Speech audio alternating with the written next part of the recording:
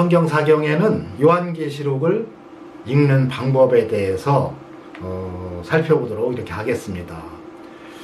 요한계시록이 굉장히 난해하고 또 여러가지 상징이 나오기 때문에 어떤 사람은 무섭다고도 하고 두렵다고도 하고 막 그렇습니다. 근데 요한계시록이 그렇게 써진 책이 아니에요. 그래서 오늘부터는 요한계시록을 읽는 방법에 대해서 살펴보도록 하겠습니다. 여러분, 요한계시록도 한 권의 책입니다. 한 권의 책이기 때문에 그 책에 대해선 머릿말과 같은 부분이 요한계시록 1장이라고 그랬어요. 그래서 요한계시록 1장은 요한계시록 전체에 대한 머릿말과 같은 것이다. 머릿말 속에는 저자가 그 책에 쓰게 된 동기, 목적, 의도, 또 독자의 사상, 여러 가지가 그 머릿말 속에 담겨져 있어요. 대부분이 설명하고 있습니다. 그러니까 전자제품을 사면은요, 사용설명서와 같은 겁니다. 사용설명서.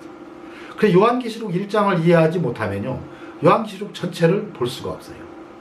그러니까 모든 목사님들이 요한계시록 강의하는 분들은 요한계시록 1장을 전혀 이해하지 못하고 그런 일을 하는 겁니다. 요한계시록 1장을 바르게 알면요, 함부로 강의 설교를 해서도 안 되고, 또 1장 속에 모든 정보가 다 들어있기 때문에 1장만 바르게 알면 여러분들도 다 기도하면서 성령의 도우심을 받으면 요한계시록이 많이 열립니다. 목사들만 하는 이런 게 아니에요. 성도들도 얼마든지 요한계시록을 읽을 수가 있습니다. 자, 그래서 오늘은 요한계시록 읽는 방법에 대해서 살펴보도록 이렇게 하겠습니다. 첫 번째로 요한계시록을 기록한 목적이 뭐냐? 왜 요한계시록을 기록해 줬는가? 여러분, 요한계시록이 모든 성경에서 가장 늦게 써졌습니다. 이게 요한이 마지막 반모섬에서 환상을 보고, 기록은 이제 에베소 교회에 와서 반모섬에서 풀려나와서 에베소에서 기록했다고도 하고 그렇습니다. 어쨌든 거의 1세기 말 95년 97년 요 사이에 기록돼요. 그래서 요한이 마지막에 이것을 기록해주고 요한계시록 제일 끝에 이제는 이 예언의 말씀에 더하지도 말고 빼지도 말아라. 그래서 이걸로 완전한 정경, 하나님의 말씀, 성경이 완전히 이제 다 기록된 것을 암시해주고 있습니다. 그리고 내가 속히 오리라 하거늘은 이제 내가 올 일만 남았다. 내가 와서 심판해 주러 올 일만 남았다 이겁니다. 이제 우리 인간들에게 우리가 회개하고 구원받고 하나님의 자녀로 이 땅을 살다가 하나님 나라 가기에는 하나도 부족함이 없이 성경에 모두 기록해 놓았습니다. 예수 그리스도의 계시라. 계시는 이렇게 뭔가를 보여준 거라고 했어요. 보여준 것을 요한은 그대로 글로 썼고, 또 종들은 그 요한이 쓴 그것을 그대로 다시 읽어낼 수 있어야 된다고 했습니다. 읽어내도록 기록한 것이 요한계시록에 있어요. 그래서 황당한 얘기를 써놓은 것도 아니고요, 엉뚱한 이상한 상징을 써놓은 건 절대 아닙니다. 너무도 쉬웠고 간단하게 써놓은 것이 요한계시록이에요. 자, 요한계시록 1장 1절 예수 그리스도의 계시라. 이는 하나님이 그에게 주사, 요한에게 주사 반드시 속히 될 일을 그 종들에게 보이시려고 그 천사를 그 종 요한에게 보내어 지시하신 것이라. 이게 예수 그리스도의 계시라. 예수 그리스도께서 요한에게 지시하신 것인데 뭐예요? 하나님이 그 종들에게 보이기 위해서 요한에게 보여준 겁니다. 요한은 그걸 그대로 기록한 거예요. 여기서 종은 아모스 3장 7절에 보니까 주 여호와께서는 그 종 선지자들에게 보이지 아니하시고서는 결코 행하심이 없으시다. 그래서 종이 곧 선지자고, 또 모세는 모든 백성이 다 성령을 받고 하나님의 신을 받고 선지자 되기를 원한다. 그래서 성령 받은 사람이 선지자고, 선지자가 종이고, 또 성령으로 인도함 받는 사람이 하나님의 아들이고, 그 예수님 성령 받고 예수님을 주님이라고 고백하는 사람을 우리 주님은 내 백성이라고 하고 또 내 제자라고 하고 그렇습니다. 그래서 이 말이 다 동일한 말이에요. 근데 하나님이 성령 받은 그 종들에게 보여주기 위해서 기록한 것이 요한계시록입니다. 자, 그래서 목적은 분명하죠. 종들에게 보여주려고. 그럼 뭘 보여주려고 썼나요? 이게 중요하죠. 황당하게 이 요한계시록을 갖고 이상하게 끌고 가는데 여러분 그런 얘기 아니에요. 자, 뭘 보여주기로 했나? 1장 1절에 1장에 분명히 나와 있습니다. 자, 무엇을 보이려고 기록하였나? 자, 나 요한은 너의 형제요. 9절에 나오죠. 예수의 환난과 나라와 참음에 동참하는 자라. 하나님의 말씀과 예수의 증거를 인하여 pat모라 하는 섬에 있었더니. 그러니까 하나님이 요한을 pat모섬으로 데리고 가서 pat모섬에 있었는데 왜 pat모섬에 데리고 있었느냐? 하나님의 말씀과 예수의 증거를 보여주기 위해서. 그래서 첫째는 하나님의 말씀을 보여주기 위해서 기록했고요. 두 번째는 예수의 증거를 보여주려고 기록한 것이 요한계시록이에요. 목적이 분명히 나오잖아요. 그게 여기 인하여라는 말은 그것 때문에. 그래서 하나님 말씀과 예수의 증거 때문에 pat모섬에 있게 했고, 그래서 하나님은 그걸 다 보여줬고 그것을 요한은 다 기록했다고 1장에 써주고 있잖아요. 2절에 보니까 요한은 하나님의 말씀과 예수의 증거 곧 자기의 본 것. 그러니까 하나님의 말씀과 예수의 증거가 뭐예요? 자기가 본 것이 곧 하나님의 말씀이고 예수의 증거를 봤다고 하잖아요. 그걸 다 증거했다. 증거했다는 말은 19절에 보니 그러므로 내 본 것과 이제 있는 일과 장차 될 일을 기록해라.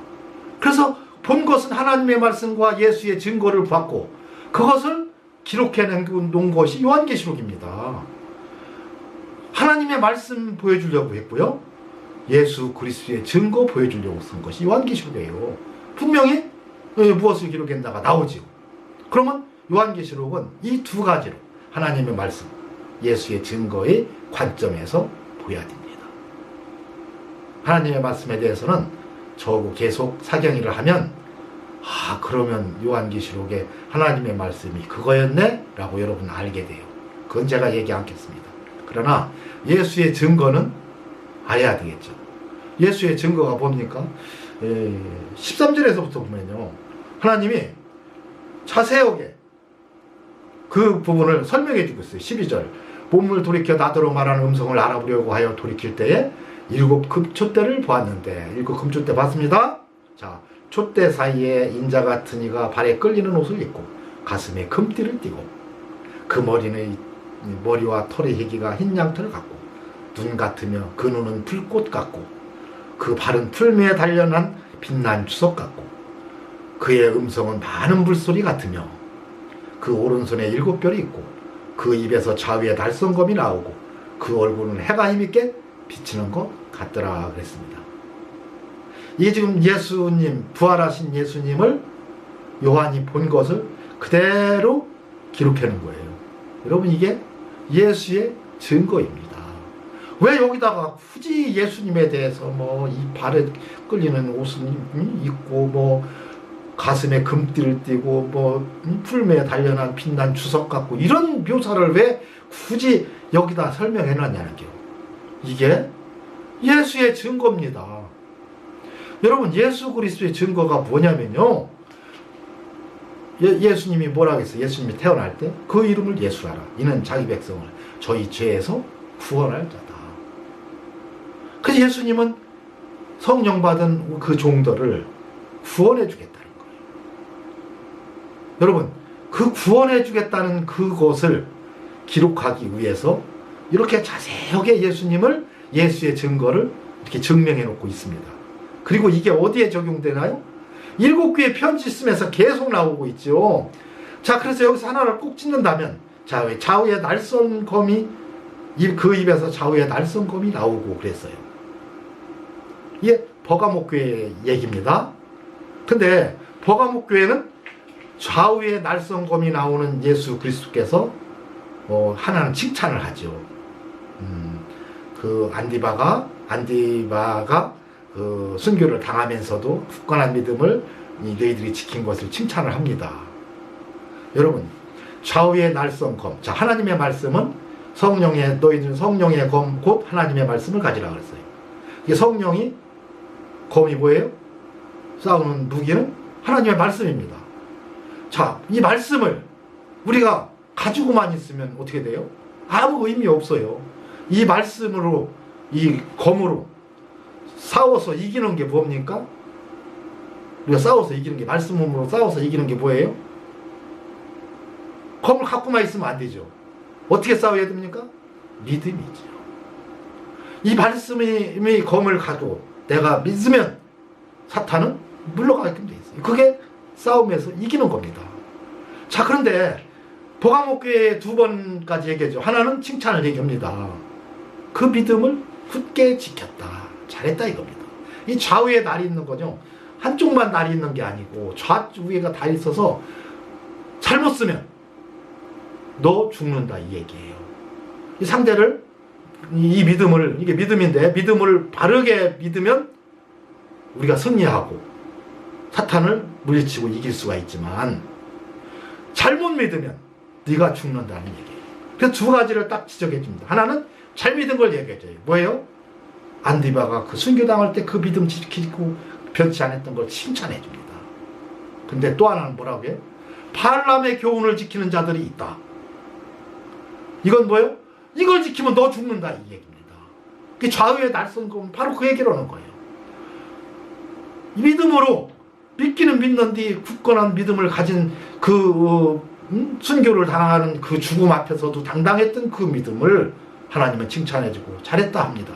근데 발람의 교훈을 지키는 자들이 있다. 그러면서 그것을 회개하라고 하죠. 그 얘기는 뭐예요? 죄라는 얘기입니다. 그럼 발람의 교훈을 알아야 되겠죠. 여러분, 발람의 교훈을 모르면요, 예수를 평생 예수 믿고 지옥불에 들어갑니다. 그러니까 이 좌우의 날선 검으로 네가 이 굳건한 믿음을 가진 건 잘했어. 둘 다 믿음입니다. 둘 다 믿음인데 굳건한 믿음, 하나는 잘못된 믿음, 하나는 바른 믿음이에요. 그러니까 바른 믿음을 가지면 네가 살지만 잘못된 믿음을 가지면 네가 죽는다를 경고해 주는 것이 바로 좌우의 날선 검입니다. 이게 바로 예수 그리스도의 증거예요.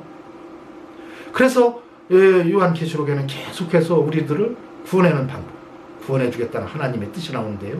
여러분, 첫째로, 그래서 비진리에 빠지면 구원받지 못한다는 거. 진리 가운데 반드시 들어와야 된다는 걸 얘기하고요.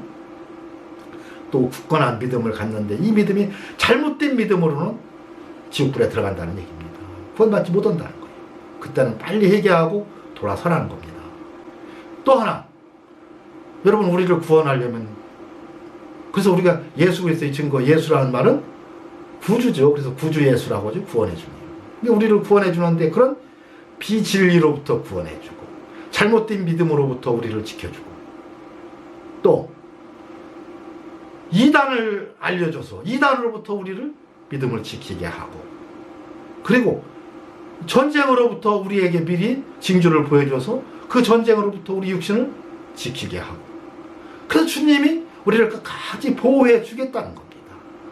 창세기 6장에 보면 하나님이 항상 악할 뿐임을 보내고 다시는 사람과 함께 하지 않겠다고 하나님이 떠나십니다. 완전히 인간을 떠나요. 예수 그리스도가 오신 증거는 뭐예요? 내주입니다. 내주. 그 성령께서 내 안에 오셔서 예수 그리스도의 영이 내 안에 오셔서 성령이 내 안에 오셔서 나를 다스리고 통치하시고 나와 함께 하시는 거. 언제까지? 주님 오실 때까지.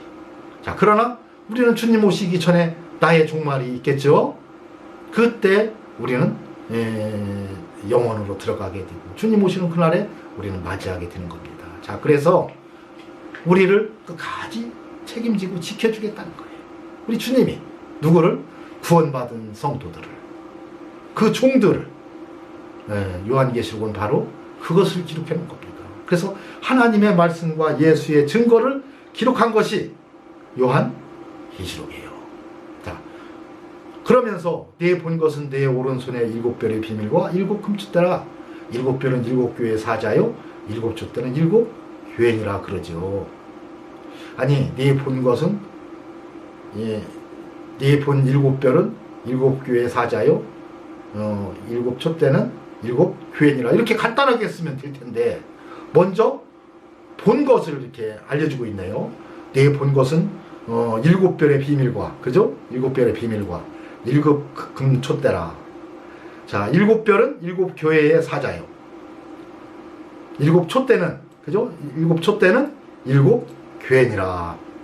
먼저 상징을 설명해 주고 밑에 상징에 대해서 설명을 해주네요. 그러니까 여러분, 요한계시록은 이게 보여준 것이 상징적인 것도 있고 실제적인 것도 있습니다. 그 상징적인 것이 일반적인 것이면, 이게 성경 전체에 있는 그 상징일 때는 굳이 이 성경 그 상징에 대한 풀이를 해주지 않아요. 그러나 요한계시록에만 있는 상징이면은 그거에 대한 풀이를 반드시 해줍니다. 또 성경에 나와 있지 않은 상징은 반드시 해석을 해줍니다. 또 실제일 때는 그것이 실제라고 설명을 해줘요. 그래서 실제인지 상징인지를 구분도 못하고 무조건 다 상징으로 봐도 안 되고 실제로 봐도 안 됩니다. 그래서 바로 지금 요한계시록 20절에 1장 20절에 네 본 것은 하면서 오른손에 일곱 별의 비밀과 일곱 금촛대라. 일곱 별은 일곱 교회 사자요, 일곱 촛대는 일곱 교회니라 그랬어요. 여러분, 여기서 일곱 촛대를 보았는데 촛대가 교회라고 하니까 교회지. 촛대는 학교니라. 그러면 학교고. 촛대는 니네 집이다. 그럼 너희 집이고. 촛대는 화장실이다. 그럼 화장실이고. 촛대는 군청이다. 하면 군청이고. 촛대는 청와대다. 하면 청와대고. 뭘 갖다 붙이든 만 가지를 다 붙일 수 있는 것이 상징입니다. 근데 상징만 딱 써놓고 네가 알아서 해석해라면 만 명이 만 가지로 다 해석이 다르게 할 수가 있어요. 그것을 어떻게 뭐라고 했으면 그게 꼭 맞다고 어떻게 믿으며, 또 개신교 목사님들이 또 장로교 어떤 목사님들이 설교한 것은 이거라고 했는데 그게 맞다고 증거가 어디 있느냐는 겁니다. 만 가지 갖다 붙이면 다 되는데. 그래서 성경은 일괄성의 법칙이 있어서요, 반드시 성경이 그거에 대한 성경에 대한 그 해답이, 그 풀이가 신약 성경이나 구약 성경에 나와 있는 것이면 그걸로 풀이하는 게 맞아요. 그러나 실제적일 때는 그냥 실제적으로 풀이해야 되고요. 또 상징적인 것이 요한계시록 보면 있는 걸 경우에는 요한계시록에 반드시 그 상징에 대한 답이 써 있습니다. 바로 그 다음에 이어서 써 나와요. 지금 이거 얘기해 주는 거예요. 이것이 상징 일정일 때는 상징적이고. 그러니까 일곱 금촛대를 보았는데 이 촛대에 불 지나다가 내가 머리를 그을렸다. 그러면 이건 실제 불이에요. 촛불을 옆에 지나가다 머리를 옛날에 많이 그을리죠? 그을린 겁니다. 그때는 실제라는 거예요. 그런데 여기 촛대는 상징했네요. 근데 상징인데 교회라는 것을 상징했다고 알려주고 있잖아요.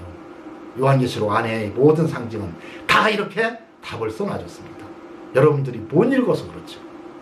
그리고 답을 써놓지 않은 것은 예를 들어 숫자의 개념 같은 경우는 예수님이 계속해서 숫자 공부를 시키죠. 오병이어로는 5,000명을 먹여야 되고 12광줄이 남아야 되고, 7병이어로는 4,000명을 먹여야 되고 7광구줄이가 남아야 되고, 고기를 잡으면 153마리를 잡아야 되고. 왜요? 그 숫자의 의미가 있으니까 그런 겁니다. 짐승의 순이 666이라고 하고, 또 장로들이랑 24장로가 다 오고, 숫자 모르면요 그게 무슨 얘기인지를 그냥 까막눈이에요. 그 숫자를 성경에 이미 히브리 사상 속에 넣어줬기 때문에 설명을 굳이 않습니다. 그리고 숫자로만 계속 말해주고 있어요. 그래서 그 숫자를 반드시 찾아보아야 되는데, 예를 들어서 666 할 때는요, 여러분 그 앞에 뭐라고 써있어요? 총명이 있는 자는 그랬어요. 총기 있다고 하죠. 옛날에 총기 있다.